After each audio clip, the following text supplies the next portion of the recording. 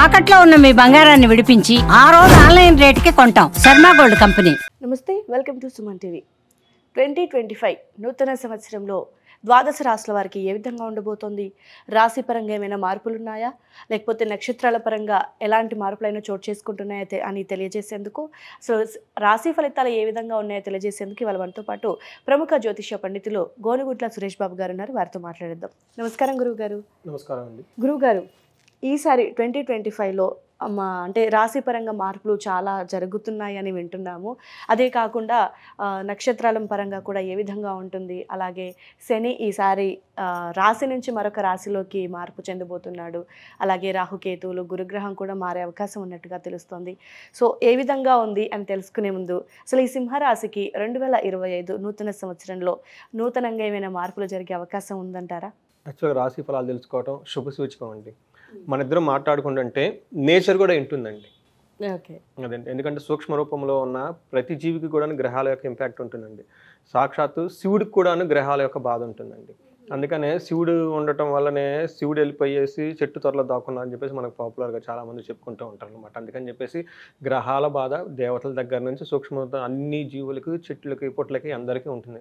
ఇప్పుడు మన ఇద్దరం రాశి ఫలాలు చెప్పుకోండి అంటే మీరు ధన్యులు, నేను ధన్యుని, వినేవాళ్ళు కూడా ధన్యులు, చూసేవాళ్ళు కూడా ధన్యులండి. ప్రకృతి కూడా ఉంటుందండి. అంత గొప్ప మహత్వం ఉంది. అందుకని మన పూర్వకాలంలో రాశి ఫలాల్ని బహిరంగంగా చెప్పేవాళ్ళు, గుళ్ళల్లో చెప్పేవాళ్ళు. అందరికీ అవైలబిలిటీ ఉండడానికి ఈ శాస్త్రాన్ని ప్రతి ఒక్కరికి ప్రతి ప్లేస్లోనూ తీసుకొచ్చి పెట్టారండి దీన్ని. అయితే మీరు అడిగినట్టు విధంగా 2025లో ఉన్న విశిష్టత ఏంటంటే 4 గ్రహాలు చేంజ్ అవుతున్నాయండి. సో మనకి శని 2.5 సంవత్సరానికి, రాహుకేతులు సంవత్సరానికి, తర్వాత గురువు వచ్చేటప్పటికి సంవత్సరానికి మారుతూ ఉంటారు. ఈసారి 2025కి 4 గ్రహాలు మారిపోతున్నాయి అండి. అందుకని ప్రతి ఒక్కళ్ళ లైఫ్లో చాలా డ్రామాటిక్ చేంజెస్ అయితే, చాలా డైనమిక్గా లాట్ ఆఫ్ చేంజెస్ అయితే అందులో ఉంటాయండి, మనం గమనించాలి. అయితే మీరు అడిగిన విధంగా శని 2.5 సంవత్సరాలకు మారటంతో అయితే ఈసారి మార్చిలో మారటం వల్ల చాలా రాసులకి శని పీడల నుంచి విముక్తి రాబోతూ ఉన్నాయండి. అదేవిధంగా కొన్ని రాసులకి శని బాధలు కూడా పట్టుకోబోతూ ఉన్నాయండి. అది మనం అప్రాపరేట్గా ప్రతి రాశిలో దాన్ని కూడా మెన్షన్ చేస్తూ ముందుకెళ్దామండి. ఇంకొక విషయం, ఈ రాశి ఫలాలను ఎందుకు తెలుసుకోవాలి అని అనుకుంటే, ఇది దేవతలు మనకిచ్చిన సాక్షాత్తు బ్రహ్మ మనుషులకి వాళ్ళ యొక్క ఫేటు ఏదో తెలుసుకోవడానికి ఈ జ్ఞానం మనకి రహస్యంగా అందరికీ ఇచ్చారండి. అయితే ఎందుకు తెలుసుకోవాలంటే, మనిషి సాధించడానికి పురుషార్థాలు అంటారు. ధర్మము, అర్థము, కామము, మోక్షము. ఈ 4 మనిషి బిగినింగ్ నుంచి లాస్ట్ వరకు తను చేయాలనుకున్న పనులు ఈ 4కి సంబంధించే ఉంటాయి. అయితే అవి సాధించడం అంత ఈజీ ఏం కాదు. చాలా ప్రతికూల పరిస్థితులు ఉంటాయి, ఎన్నో ఒడిదుడుకులు ఉంటాయి, అబ్స్ట్రక్షన్స్, ప్రాబ్లమ్స్ ఉంటాయి. కాబట్టి వాటిని సాధించే క్రమంలో ఇవి ఎలాంటివి వస్తాయి, తర్వాత వస్తే ఏం చేయాలి పరిహారాలు అని చెప్పేసి మనకి ఈ శాస్త్రంలో చాలా స్పష్టంగా, క్లీన్గా, మోస్ట్ ఆథెంటిక్గా చెప్పబడి ఉందండి. మహర్షులు చెప్పారు. అది కూడా మనం శాస్త్రానుగుణంగా మనం ఇప్పుడు చర్చించుకుందామండి. సో మీరు అడిగిన విధంగా సింహరాశి కనుక చూసుకుంటే, ఈ సింహరాశి వాళ్ళకి మఖా 1, 2, 3, 4 పాదాలు, పుబ్బ 1, 2, 3, 4 పాదాలు, ఉత్తర ఫస్ట్ పాదం, ఈ 9 పాదాలు మొత్తం కలిపి మనకి సింహరాశిలో ఉన్నాయని చెప్పుకోవాలి. అయితే మనకి పేరు బలం కనుక చూసుకుంటే ఎవరిదైనా మా, మీ, ము, మే, మో, టా, టీ, టు, టే ఈ అక్షరాలు మోర్ ఆర్ లెస్ ఈ సౌండ్తో ఉన్న పేర్లంతా కూడా మనకి సింహరాశి కింద వస్తారని మనం చెప్పుకోవాలండి. సో మనకి ప్లానెట్ యొక్క స్థితి కనుక చూసుకుంటే, మనకి మేనంలోని మార్చిలో 29th నుంచి శని మారుతున్నట్టు ఫస్ట్ గ్రహం. తర్వాత గురుడు వచ్చేటప్పుడు మే 14న వాళ్ళు మిథున రాశిలోకి మారుతూ ఉన్నారు. తర్వాత కుంభరాశిలోకి వచ్చేటప్పటికి రాహు మారుతున్నారండి. తర్వాత అది కూడా మే 18th నుంచి మారుతూ ఉన్నారు. తర్వాత మనకి సింహరాశిలోకి వచ్చేటప్పటికి కేతు సింహరాశిలోకి మే 18th మూవ్ అవుతూ ఉన్నారండి. ఈ డేట్లో ఈ 4 గ్రహాలు ఆల్మోస్ట్ వితిన్ 3 months డిఫరెన్స్లోనూ అన్ని ప్లానెట్స్లో చేంజెస్ రావడంతో ప్రతి ఒక్కరికి మే మంత్ నుంచి చాలా డైనమిక్గా అందరి జీవితాల్లో చేంజెస్ అయితే ఉంటాయండి. అందులో భాగంగా మనకి లఘు గోచారం అన్న కాన్సెప్ట్ని కనుక వాడి తీసుకుంటే, సింహరాశి వారికి ఎలా ఉంటుందంటే, వీళ్ళకి ఏ చైన్ ఆఫ్ మిజరీస్ అని చెప్తారండి. అంటే వరుసగా అన్ని ప్రాబ్లమ్స్ వీళ్ళు కంటిన్యూస్గా ఒక్కొక్క ప్రాబ్లం వస్తూ ఉంటుందండి. సో మనకి ఏంటంటే నల్ప దుఃఖ నిశ్చయం అని చెప్తుంటారు సంస్కృతంలో. అంటే ఒక దుఃఖం అనేది కంటిన్యూస్గా వస్తూ ఉంటుంది ఏదో ఒక బాధతో. ఇది చాలా గమనించుకోవాల్సిన ముఖ్యమైన విషయం సింహరాశి వాళ్ళు. దానికి కారణం ఏమంటే, వీళ్ళకి అష్టమ శని స్టార్ట్ అవుతుందండి. సో మార్చి నుంచి 2.5 సంవత్సరం శని వాళ్ళకి అష్టమంలో ఉండేసి అష్టానికి భావానికి సంబంధించిన కారకత్వాలన్నీ వాళ్ళకి బాధించే అవకాశం ఎక్కువగా ఉంది. అదేంటో మనం చూద్దాం. తర్వాత గురువు వచ్చేటప్పటికి ఫస్ట్‌లో 6 మంత్స్ వీళ్ళకి ధనం విపరీతంగా కోల్పోతుంది. ధనం వాళ్ళ చేతుల్లో నిలవదు. అయితే మే తర్వాత వీళ్ళకి ధన ప్రవాహం స్టార్ట్ అవుతుంది. చాలా ధనానికి సంబంధించి ఎలాంటి ప్రాబ్లమ్ అయితే ఉండదు. టయానికి అన్నీ అందుతాయి. అయితే రాహు కేతుల వల్ల ఏమవుతుందంటే అనవసరమైన ఇతరులతో గొడవ పడే అవకాశం ఎక్కువగా ఉంది. తర్వాత ఏదో ఒక విషయంలో ఏదో ఎప్పుడు పోగొట్టుకున్నట్టు ఉండే ఫీలింగ్ కూడా వీళ్ళకి ఎక్కువగా ఉంది. ఇది టోటల్‌గా సమ్మరీ చూసుకుంటే గనక మనకి ఎలా ఉంటుందనేది. మరి నక్షత్ర పరంగా ఏ విధంగా ఉందంటారు గురువు? గ్రహాలు అవ్వలేదు ఇంకా. ఆ. సో మనకి ప్రతి గ్రహం కనుక చూసుకుంటే శని మీరు అన్నట్టుగా అష్టమ శని వీళ్ళకి స్టార్ట్ అవుతుందండి. మార్చి 29 నుంచి. అష్టమ శని అంటే ఎలాంటి బాధలు ఉంటాయంటే వీళ్ళకి 2.5 సంవత్సరం పాటు సింహరాశి వాళ్ళు చాలా కేర్ఫుల్గా ఉండాల్సిన టైం వచ్చింది. ఇంతకుముందులాగా ఈజీ గోయింగ్ అన్నట్లు ఉండదు అనమాట. శని ప్రభావంతో చాలా ఇబ్బంది పడే అవకాశం ఎక్కువగా ఉంది. అది గమనించుకోవాలండి. తెలుసుకుంటంతోనే సగం రెమెడీ అయిపోతుంది అనమాట. ఓకే, నాకు ఈ ప్రాబ్లం ఉంది, శని ఇలా వస్తున్నాడు, శని ఇలాంటి ప్రాబ్లం తీసుకొని వస్తున్నాడు, ఇలాంటి ఛాలెంజ్ నాకు ఇస్తున్నాడు, ఫస్ట్ తెలుసుకుంటేనే సగం ప్రాబ్లమ్స్ పోతాయి. ఇందులో ఫస్ట్ వీళ్ళు ఏం చెప్తారంటే నానా కార్య విరోధచ్చ, అంటే ఏదైనా కనుక పని చేస్తే చేసిన ప్రతి పనిలోని వీళ్ళకి వ్యతిరేకత వస్తుంది. ఇది ఎందుకు చేసావు, అది ఎందుకు చేసావు, ఇది చేయొద్దు, అది చేయొద్దు, ఇంట్లో అలా ఉంటుంది, ఆఫీస్లో కూడా అలానే ఉంటుంది. టోటల్గా వీళ్ళు ఏదైనా పని చేస్తుంటే వీళ్ళదే క్రిమినల్గా ఏదో తప్పు చేస్తున్న ఫీలింగ్ వీళ్ళకే వచ్చేస్తుంది అనమాట. అలాంటి ఫీలింగ్ ఎక్కువ వచ్చేస్తుంది. విరోధచ్చ, ప్రతి ఒక్కరితోనూ గొడవ పడే అవకాశం ఎక్కువగా ఉంది. వ్యాధి పీడ, హెల్త్ కాంప్లికేషన్స్, అన్ఎక్స్పెక్టెడ్గా వాళ్ళ హెల్త్ డౌన్ అయిపోతుందండి. అప్పటిదాకా చెంగు ఎగురుతా పోయేవాళ్ళు హెల్త్ కాంప్లికేషన్స్ వచ్చేసి లేజీగా పడుకోవాలనిపించడం, ఏ పని చేయకుండా ఉండటం, ఇది ఇంతే కదా వదిలే, దీంట్లో ఏముంది అని ఒక నిరుత్సాహం పడేసి లాస్ అయిన విధంగా ఫీల్ అయ్యి ఉంటారు అనమాట. అందుకని ధనక్షయం, ఈ టైంలో ధనం కూడా రాదు. మనిషికి ధనం రాక, హెల్త్ రాక, ఏదైనా పని చేస్తే వేరే వాళ్ళు అబ్స్ట్రక్షన్ చేస్తే ఇంకెలా ఉంటుందండి. సో ఇదే అష్టమశని అంటే ఇలానే ఉంటుంది ఏది చేసినా కానీ. అంతేకాకుండా అపమృత్యు భయం, వీటన్నిటితో కూడి వీళ్ళు ఏమనుకుంటారంటే ఈ టైంలో అసలు నేను బతుకుతానా తెచ్చిపోతానా, నేను ఉంటానా పోతానా, అసలు నా వల్ల ఏమైనా ఉపయోగం ఉందా లేదా ఈ ప్రపంచానికి, నేను ఏది చేసినా వద్దంటున్నారు, హెల్త్ బాగలేదు, ధనము లేదు, నేను ఉండే ఉపయోగం ఏంటో, నాకు టఫ్ సిచ్యువేషన్స్ వచ్చే అవకాశం ఎక్కువగా ఉంది. కాబట్టి ఇది ఫస్ట్ తెలుసుకోవాలి ఇలా ఉంటుంది అని చెప్పేసి.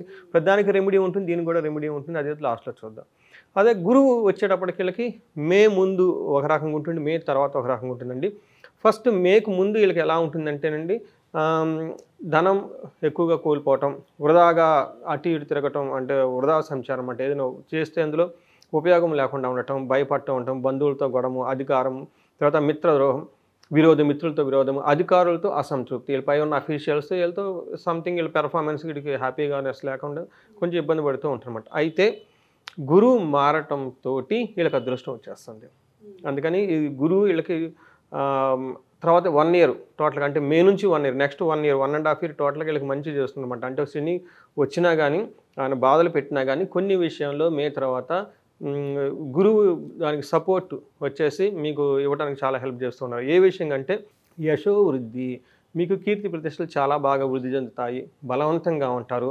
తర్వాత సర్వత్ర విజయ సుఖం, ఎన్ని ప్రాబ్లమ్స్ ఉన్నా ఏదైనా కనుక పని చేస్తే ఆ పని విజయవంతంగా అయితే అవుతుంది. సో పని అంటే వర్క్ ఫినిషింగ్ అండ్ ఎక్స్పెక్టేషన్స్లో అయితే ఖచ్చితంగా శత్రునాశాంత, శత్రువులు కనుక వీళ్ళు ఎవరైనా కనుక అకారణంగా వీళ్ళని ఇబ్బంది పెడుతుంటే గురువు ప్రభావంతో వాళ్ళని ఓడిచేస్తూ ఉంటారు. తర్వాత వీళ్ళకి మంత్రసిద్ధి, వీళ్ళు ఈ టైంలో పూజలు చేసినా, లేదంటే దూర ప్రయాణాలు చేసినా, ఏదైనా దీక్ష తీసుకున్నా కానీ ఆ దీక్ష, ఆ మంత్ర ప్రభావం వల్ల వీళ్ళకి మంత్రం సిద్ధించి ఆ మంత్రం వీళ్ళకి యూజ్ అయితే అవుతుంది. దైవ భక్తి చాలా అనుకూలంగా ఉందని మనం చెప్పుకోవాలన్నమాట. ఈ ప్రకారంగా జూపిటర్ వచ్చేటప్పుడు ఫస్ట్ 6 మంత్స్ కొంచెం ఛాలెంజింగ్గా, తర్వాత అయితే బాగుందని మనం చెప్పుకోవాలి. తర్వాత మనకి రాహు మోస్ట్ ఇంపార్టెంట్ ప్లానెట్ అండి. రాహు వీళ్ళకి అంత అనుకూలంగా లేరండి. శని లాగానే వీళ్ళు కూడాను రాహు కూడా ఇబ్బంది పెట్టే అవకాశం ఎక్కువగా ఉంది. ఏ విధంగా రాహు ఇబ్బంది పెడతారంటే వీళ్ళకి 8th హౌస్లో ఉండటం వల్ల శరీరంలో హెల్త్ కాంప్లికేషన్స్ వచ్చే అవకాశం ఎక్కువగా ఉంది. రాజకోపం ప్రయాణం అని చెప్తారు. అంటే రాజకోపం అంటే వీళ్ళపై ఉన్న అఫీషియల్స్ వీళ్ళ వర్క్తో అన్హ్యాపీగా ఉండేసి ఎప్పుడు ఇబ్బంది అన్హ్యాపీగా ఉండే అవకాశం ఎక్కువగా ఉంది. ప్రయాణాలు అధికంగా బాగా అటు ఇటు తిరుగుతూ ఉంటారండి. ఇది మనకి మే 18th వరకు. మే 18 తర్వాత రాహు మారుతున్నారు. శని 7th హౌస్లోకి, 7వ భావంలోకి మారుతూ ఉన్నారనమాట. ఇలా మారటం వల్ల ఏమవుతుందంటే సర్వధాన్య ఫలం స్వల్పం, ఏదైనా కనుక పని చేస్తే లేదంటే అందులో వీళ్ళకి లాభం కొంచెం ఉంటుందన్నమాట. లాభం అయితే ఉంటుంది, నష్టమైతే రాదు, కానీ లాభం కొంచెం ఉంటుందన్నమాట. గమనం వృధా, ఏదైనా ప్రయాణాలు చేసినా ఎక్కడికైనా వెళ్ళినా కానీ వాటితో ఉపయోగం అయితే ఉండదు. అంటే ఏమో ఆదాయం లేకుండా ఊరక తిరుగుడు ఎక్కువ ఉంటుంది. ఏదైనా గనక కష్టపడి కొద్దో గొప్పో వచ్చినా గానీ చాలా చాలా తక్కువ వస్తుంది. ఈ విధంగా అదేదో అంటారు చూడండి, ఆహ్, పైసా సంపాదన లేదు, క్షణం తీరిక లేదు అన్నట్లు ఉంటుందన్నమాట వీళ్ళది. తీరిక ఉండదు. ఎప్పుడైతే బిజీ బిజీ చేస్తూ ఉంటారు. అలానే డబ్బులేమన్నా ఉంటే డబ్బులు ఉండవు. ఈ టైపు సిట్యుయేషన్‌కి రాహు తీసుకొచ్చే అవకాశం వీళ్ళకి ఎక్కువగా ఉంది కాబట్టి, కాళ్ళకి సంబంధించి, చేతులకు సంబంధించి వీళ్ళు కొంచెం కేర్‌ఫుల్‌గా ఉండాలి. కొంచెం అన్‌ఎక్స్‌పెక్టెడ్ గాయాలవ్వటం గానివ్వండి, వాటికి సంబంధించిన ఏదైనా ఒక రోగాలొచ్చే అవకాశం ఎక్కువగా ఉంది. ఈ సో ప్రకారం 2025 సింహరాశి కాస్త జాగ్రత్తగా ఉండటం మంచిదే అంటారు అయితే. కరెక్ట్ అండి. ఎందుకంటే శని సరిగా లేరు, రాహుకేతులు కూడా సరిగా లేవు. గురువు కూడాను ఫస్ట్ 6 మంత్స్ సరిగా ఉండడండి. లాస్ట్ 6 మంత్సే సరిగా ఉంటారు. అందుకని చెప్పేసి వీళ్ళకి శని రావటంతోనే కొంచెం ఎక్కువ ఇబ్బందులు తీసుకొచ్చే అవకాశం ఎక్కువగా ఉంది. వీళ్ళ లైఫ్ స్టైల్ చాలా జాగ్రత్తగా పెట్టుకోవాలి. ఓకే గురుగారు. సో మరి రాశి పరంగా ఓకే, మరి నక్షత్ర పరంగా ఏ విధంగా ఉందంటారు సింహరాశి వారికి? కరెక్ట్ అండి. సో ఇది మనం 3 నక్షత్రాలు ఉంటాయండి. మఖ, పూర్వ పాల్గొని, ఉత్తర. ఈ 3 నక్షత్రాలు కూడాను మనకి సింహరాశిలో వచ్చేస్తూ ఉంటాయండి. ఇందులో మఖా నక్షత్రం ప్రకారం గనుక చూసుకుంటే ఈ నక్షత్రం వాళ్ళకి 2 చాలా బాగుంటాయి. 2 విషయాల్లో 2 ఛాలెంజింగ్‌గా ఉన్నాయండి. ఏ విషయంలో బాగుంది అంటే వీళ్ళకి పట్టాభిషేకం. వీళ్ళు గనక మఖా నక్షత్రం వాళ్ళు ఎవరైనా గనక ఉంటే వీళ్ళకి హయ్యర్ ప్రమోషన్స్ వచ్చే అవకాశం ఎక్కువగా ఉంది.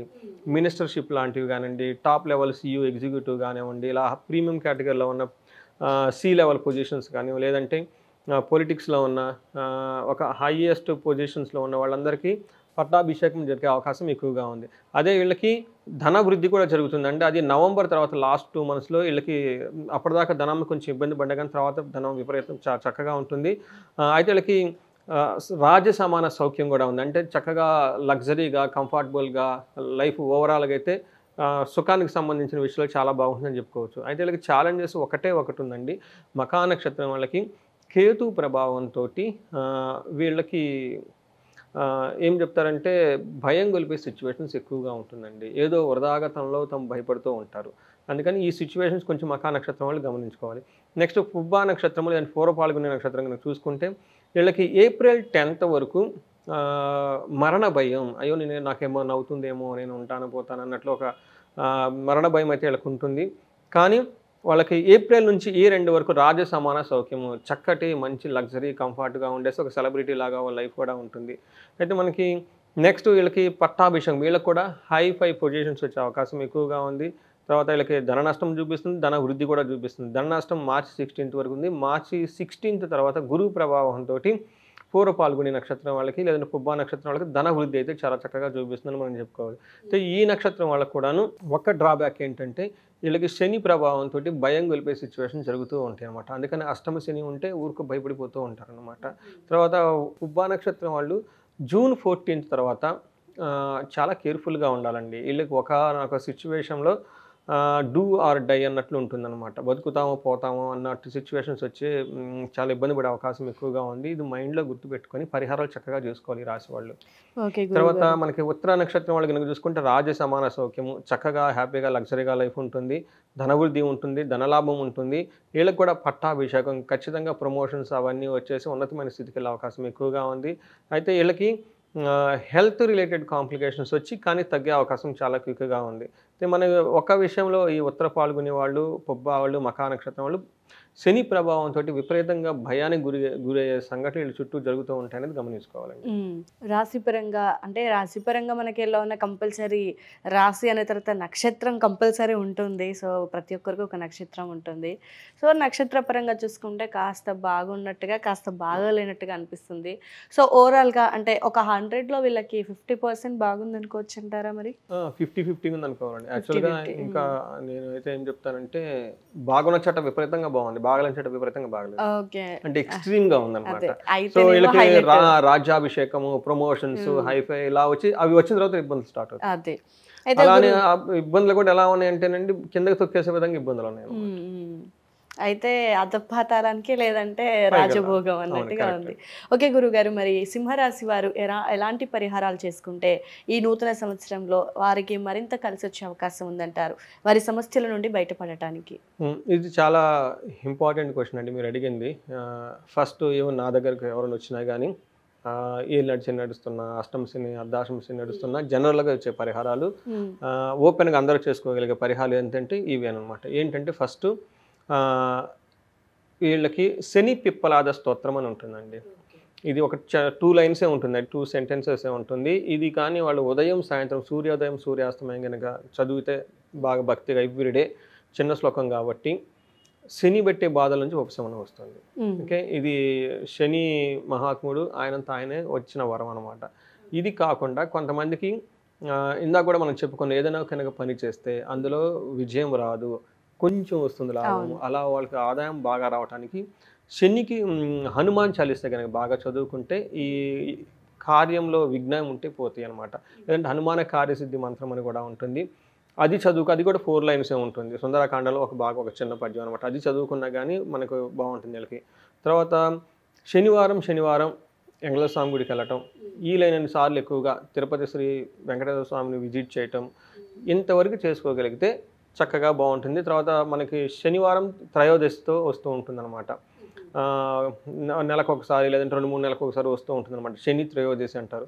ఆ రోజున ఒక రోజు ముందుగానే వీళ్ళు నువ్వుల నూనె, బెల్లము, తర్వాత నల్లగుడ్డ తీసుకొని శనికి తైలాభిషేకం వాళ్ళంతా వాళ్ళ చేతులతో వాళ్ళు చేసిన, లేదంటే వేరే వాళ్ళ చేతి చేయించినా కానీ శని పెట్టే బాధలను చాలా వరకు ఉపశమనం ఇస్తుంది.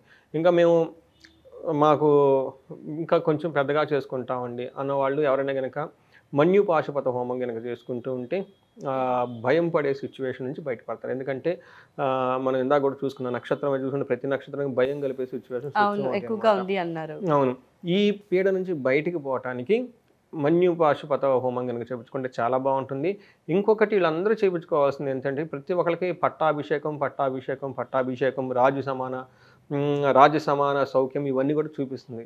ఇలా ఎవరైనా కనుక సీనియర్ మేనేజర్ లెవెల్లో ఉన్నా, లేదు అంటే మంచి బిజినెస్ పీపుల్ పెద్ద బిజినెస్లు ఉన్నా, లేదంటే పొలిటీషియన్ ఉన్న వీళ్ళకి రాజశ్యామల హోమం కనుక చేయించుకోగలిగితే ఒక 3 డేస్ దీక్షలాగా పట్టి ఆల్రెడీ ప్లానెట్స్ సపోర్ట్గా ఉన్నాయి కాబట్టి ఇంకా వాళ్ళకి చక్కగా రాజపదవి వచ్చే అవకాశం ఎక్కువగా ఉంది. రాజపదవి రావటమే కాదండి, వచ్చిన తర్వాత దాన్ని నిలబెట్టుకోవడం కూడా ఇంపార్టెంట్. చాలా ఇంపార్టెంట్. రావటం వస్తుందండి, కానీ దాన్ని ఆ పవర్ ఉంటుంది కదండి, ఆ రాజ్యలక్ష్మి అమ్మ కృపా కటాక్షం వీళ్ళకి రావాలంటే ఒకసారి రాజశ్యామల గనక యాగం గనక యజ్ఞంగా లేదంటే హోమం గనక చేయించుకోగలిగితే వాళ్ళకి బాగా వచ్చిన పొజిషన్ ఎంజాయ్ చేస్తారు ఎలాంటి ఆటంకాలు లేకుండా. ఓకే గురువు గారు, సో 2025 నూతన సంవత్సరానికి సంబంధించి సింహరాశి వారికి ఏ విధంగా ఉంటుంది, పరిహారాలని ఫలితాలని చాలా చక్కగా తెలియజేశారు.